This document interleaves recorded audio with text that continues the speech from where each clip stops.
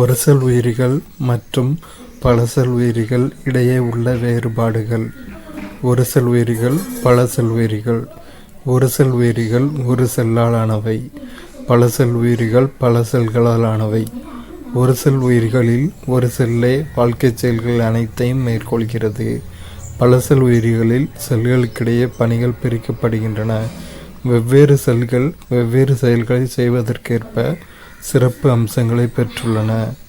ஒருசல் உயிரிகள் பொதுவாக இவை அளவில் மிகச் சிறியவை, நுண்ணோக்கியால் மட்டுமே பார்க்க இயலும். ஒருசல் உயிரிகளை மைக்ரோஸ்கோப்பில் மட்டும்தான் பார்க்க முடியும்.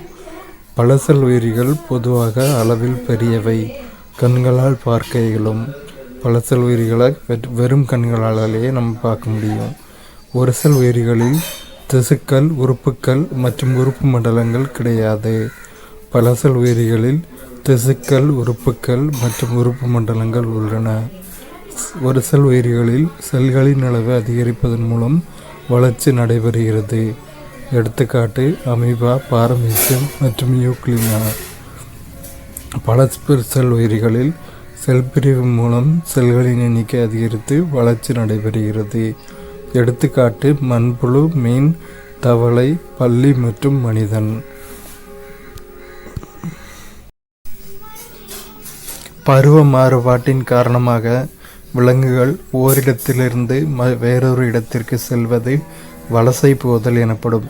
தமிழ்நாட்டில் வேடந்தாங்கல், கோடியக்கரை மற்றும் கூந்தன்குளம் ஆகிய இடங்களில் பறவைகள் சரணாலயங்கள் காணப்படுகின்றன. இந்த லைனில் ஸ்பெல்லிங் மிஸ்டேக் இருக்குது. கூந்தன்குளம். பல பறவைகள்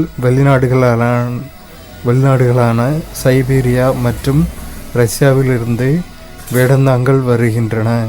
அதேபோல் கோடை மற்றும் வறட்சி அதிகமுள்ள காலங்களில் நம் நாட்டு பறவைகள் வெளிநாடுகளுக்கு வலசை போகின்றன. எனவே இவை வலசை போகும் பறவைகள் என்று அழைக்கப்படுகின்றன. சில விலங்குகள் அதிகப்படியான குளிரை தவிர்க்க அனைத்து செயல்பாடுகளையும் நிறுத்தி கொண்டு உறக்கத்தில் ஈடுபடுகின்றன. இந்நிலைக்கு குளிர்கால உறக்கம், எஸ்டிவேஷன் என்று பெயர். எடுத்துக்காட்டு ஆமை. அதேவேளை சில விலங்குகள் அதிகப்படியான வெப்பத்தை தவிர்க்க அனைத்து செயல்பாடுகளையும் நிறுத்தி கொண்டு உறக்கத்தில் ஈடுபடுகின்றன. இந்நிலைக்கு கோடைகால உறக்கம், ஹைபர்னேஷன் என்று பெயர். எடுத்துக்காட்டு நத்தை. கங்காரு எலி எப்பொழுதும் நீர் அருந்துவதே இல்லை. அது தான் உண்ணும் விதைகளிலிருந்து நீரை பெறுகிறது. இந்த படத்தில் இருக்குல்ல, இதுதான் கங்காரு எலி. இந்த எலி தண்ணி குடிக்காது.